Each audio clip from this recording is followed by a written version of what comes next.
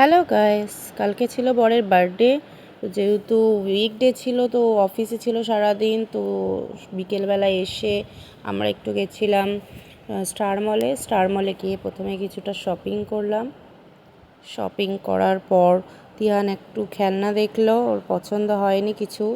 তারপরে আমরা চলে গেলাম সোজা ফুড কোর্টে গিয়ে ওর একটা ছোট্ট করে সেলিব্রেশন করলাম। তারপরে পিৎজা অর্ডার করেছিলাম, পিৎজা খেলাম আমরা।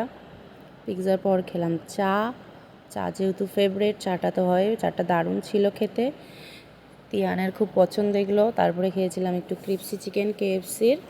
তারপরে চলে গেছিলাম সোজা পার্কিং এরিয়া, লিফটে করে বাড়ি যাওয়ার পথে।